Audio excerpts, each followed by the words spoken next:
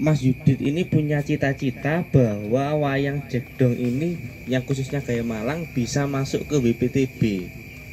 Tapi setelah kita lihat bahwa di WPTB itu tidak hanya syaratnya adalah sebuah kesenian yang masih hidup dan juga sebuah kesenian yang masih digandrungi oleh masyarakatnya, tetapi juga ada bukti-bukti pendukungnya, baik berupa naskah akademik atau naskah populer. Nah, bila berbicara tentang wayang kulit gaya Malangan, untuk yang bentuknya populer itu kita sudah menemuinya sangat banyak. Mungkin ada dokumen-dokumennya Kima tadi yang direkam sama itu Ceboy ya Mas. Terus kemudian ada buku wayang Malangan karyanya Pak Yanto, itu masuk dalam naskah populer karena masuk dalam buku karya ilmiah populer. Tantangannya ternyata kita masih belum pernah menemukan artikel ilmiah yang membahas terkait dengan wayang kulit gaya Jegdong. Nah, karena itu kemudian saya dan Mas Yudit berinisiatif, ayo kita coba Mas, kita coba barangkali wayang Jegdong ini bisa ditulis secara karya ilmiah. Akhirnya gayung bersambut, setelah kami mengecek di WPTB, wayang kulit gaya Malangan ini malah menyalip gaya yang lebih populer dulu. Jadi yang ada di WPTB itu gaya Malangan, bukan gaya Jegdong yang umum. Jadi gaya Jegdong yang umum itu kan dikenal adalah gaya Porongan, gaya Mojokertoan, gaya Surabayaan, itu yang bahkan sudah punya sekolah. Jadi di SMK Negeri 11 Surabaya, jadi 12 kan ya, 12 tipe SMK Negeri 12 Surabaya itu sudah ada jurusan pedalangan Jegdong. Tapi yang diajarkan kebanyakan adalah gaya Mojokertoan dan gaya Porongan. Kalau gaya Malangan hanya beberapa kali kalau memang ada murid yang menguasainya. Hanya proses demi proses kami lalui, kami akhirnya berhasil menerbitkannya itu di mulai tahun 2021. Jadi pada awalnya kami menerbitkannya itu yang kami sasar adalah internasional dulu. Jadi level internasional dulu. Jadi mulai dari seminar internasional seperti itu, kemudian pernah menjadi pemakalah di Iconic. Jadi Iconic itu adalah seminarnya oleh kebudayaan. Jadi saya dan Mas Yudit itu 2 kali tembus Iconic. Jadi Iconic yang pertama dan Iconic yang kedua membahasnya sama. Jadi yang dibahas adalah terkait dengan budaya Malangan. Pertanyaan sederhananya, kenapa kok kita mengarah ke sana? Karena saya melihat bahwa semua data yang sudah dikumpulkan Mas Yudit ini adalah sesuatu hal yang langka.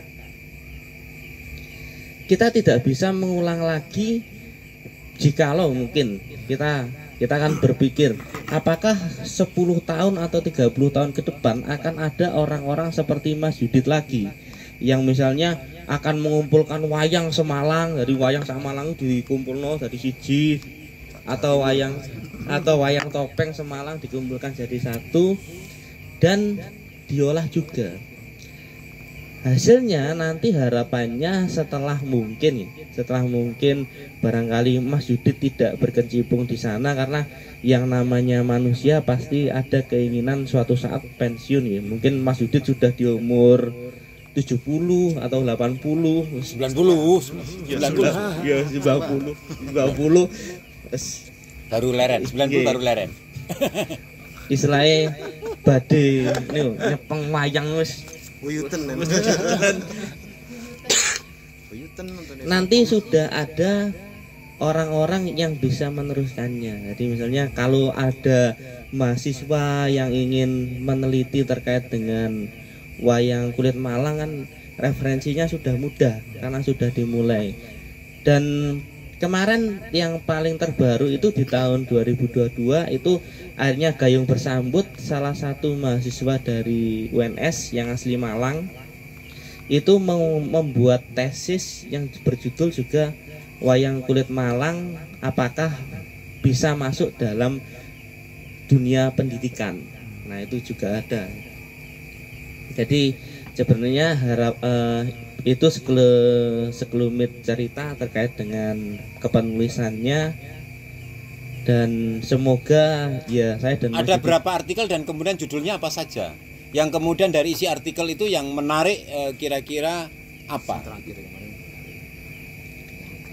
Oh, kalau yang paling menarik itu setelah menulis beberapa artikel yang terakhir yang kemarin kami coba kirim ya, ini ke jurnalnya UMM ini. Ini nggak masalah. Ke jurnalnya itu dinamika sosial masyarakat Malang.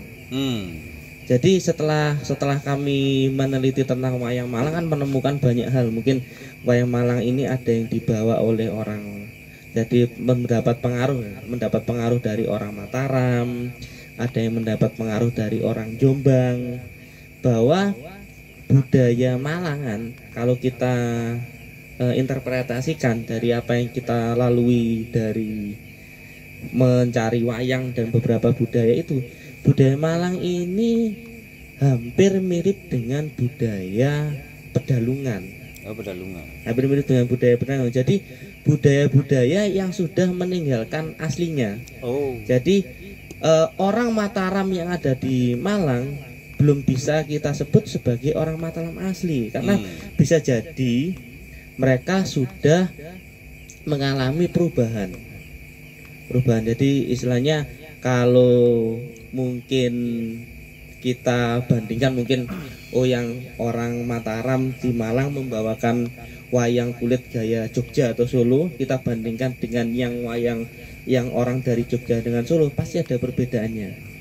Begitu juga dengan orang suku Arek yang ada di Malang, itu juga sudah mengalami pergeseran, bahwa mereka bukan lagi suku Arek yang dikenal mungkin terlalu keras, terlalu cepat ceplos, bahwa ternyata mereka juga ada rasa-rasa seperti ewuh pakewu dan lain sebagainya. Jadi istilahnya Malang ini ibarat melting pot ya. Melting pot, jadi ibarat kalau kita bilang budaya, Malang itu seperti Amerikanya Jawa.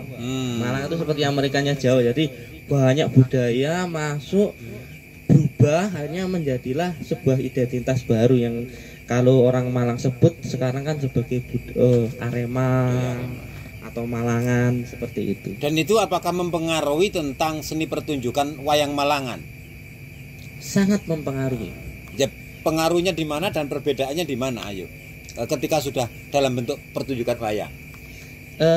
Yang paling terlihat dalam wayang Malangan itu, kita melihat wayang Malangan itu wayang yang sangat hibrida. Jadi wayang hibrida itu mungkin kalau ini adalah sebuah wayang Malang, mungkin kita bisa melihat bahwa mungkin jamangnya ini diambil dari gaya Jogja. Kemudian nanti bisa jadi yang di kelat bahunya ini dari gaya Solo. Diangkat aja. Ya mungkin ini wayang mungkin yang di jamangnya itu mungkin gaya Jogja. Iki dia bicara video barang. Mungkin kalau yang di sini di gaya Malang bisa gaya Jogja, nanti di kelat bahunya ini bisa gaya Solo. Tapi nanti yang di bawah sini bisa gaya Jawa Timuran. Nah, kami menyebutnya lebih suka menggunakan istilah wayang pegon. Kalau yang populer kan disebut gado-gado. Kenapa kok wayang pegon? Karena pegon itu kan seperti istilah abu-abu. Disebut gaya Jogja itu gaya Jogja, disebut gaya Solo itu gaya Solo.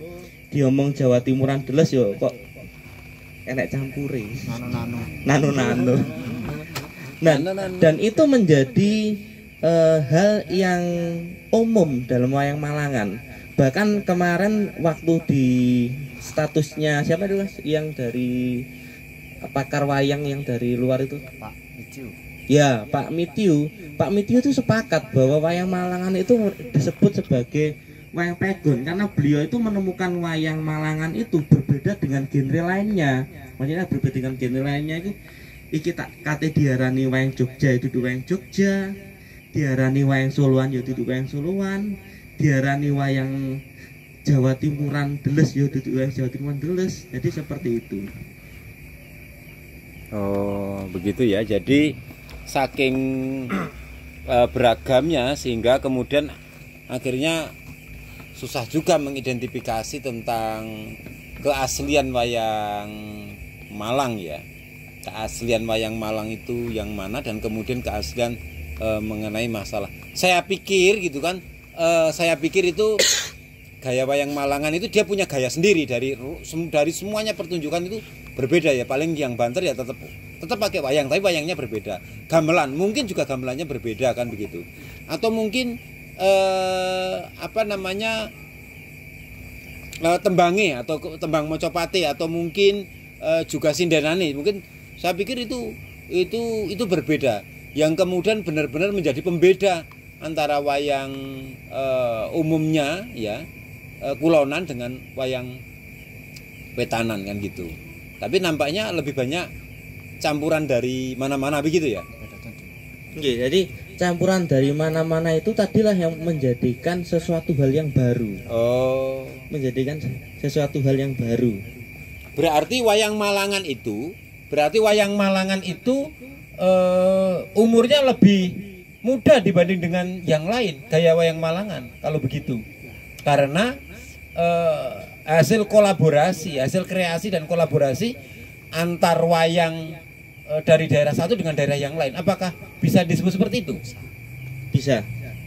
Jadi kalau yang pernah ada datanya, jadi wayang yang pernah ditemukan yang paling tertua itu ada di era sebelum berapa? 1800 ya? 1817. Nah, itu pun sudah mulai terjadi akulturasi.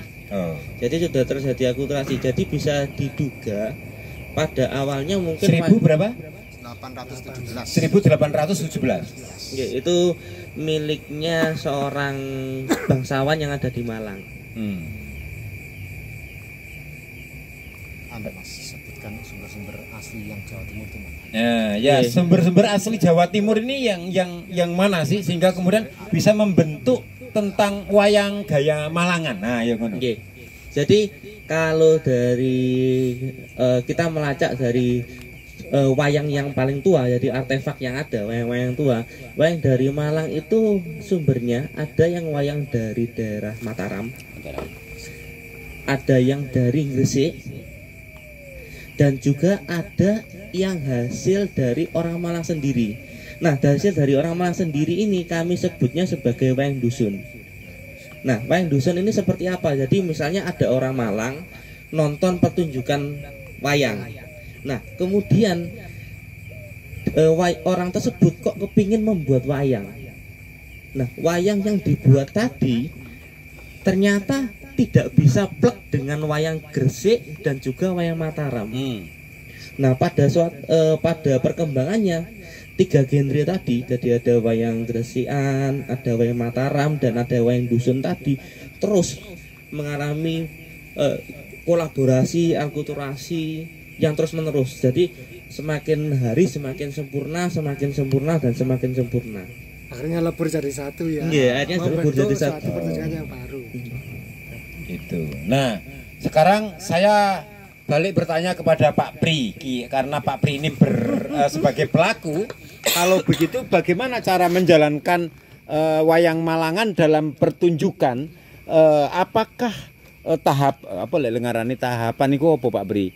Misalnya mulai toko jejer sampai kemudian penutupan itu apa? Misalkan gitu, itu tahapannya sama enggak? Tahapannya berbeda. Ya, okay. Karena sudah dalam mengalami berbagai banyak akulturasi dan perjalanan yang sekian banyak, yang panjang, kemudian muncul bentuk pertunjukan baru. Dan dalam bentuk pertunjukannya itu tidak lepas dari kreativitas si seniman pelaku sendiri, baik itu dalangnya, pengrajin wayangnya, penata musiknya, penata iringan pakliran, kemudian penata bentuk pertunjukan panggung dan krunya, itu sudah mengalami perkembangan dan perubahan yang signifikan sekali, berbeda sekali dengan pertunjukan wayang Jawa Timuran yang tempo-tempo dulu. Suatu misal gini, ada satu gending pakem yang hanya murni gending wayang tapi belum ada gerongan, belum ada vokal kur. Satu contoh saya contohkan gending Gondokusumo, kemudian gending Dudo Bingung. Ya, itu awalnya memang, maaf ya, bukannya mengajukan diri sendiri. Itu memang saya yang membukin cakepan Dudo Bingung sama Gondokusumo itu balungannya saya garap trek, pukulan trek. Jadi yang balungannya bani Luro Jiro itu saya tambahi lagi menjadi pukulan yang lebih dari. Jadi judulnya cakepan Dudo bingung. Dudo bingung. Ya karena delok Pak Isa sampean Mas seneng. Dudo Bingung. Lo itu nama gendeng kok. Mbok iki. Lo mboten itu nama gendeng. Joko bingung. Lah nek gendingin niku Dudo Bingung. Joko bingung. Terus nopo pola teknik penyajian gending Gondokusumo yang untuk jejer awal. Kemudian ditambah lagi dengan kreativitas almarhum Ki Sumantri sama Ki Deni Suwarno menambahi vokal gerongan di ayak talu, ayak 10. Kemudian untuk adegan jejer memang saya sengaja saya membuat vokal kur, vokal gerongan. Ya awalnya sih untuk mendukung tugas akhir karya saya aja. Kami lama-kelamaan akhirnya berkembang. Itu mulasanya benar yang Pak Yudi tadi mulai 2000-an. Kemudian 2003 saya mau maju tugas akhir, mundur karena harus mengikuti festival tingkat nasional ke Sumatera Barat, seni pertunjukan rakyat. Akhirnya 2004 baru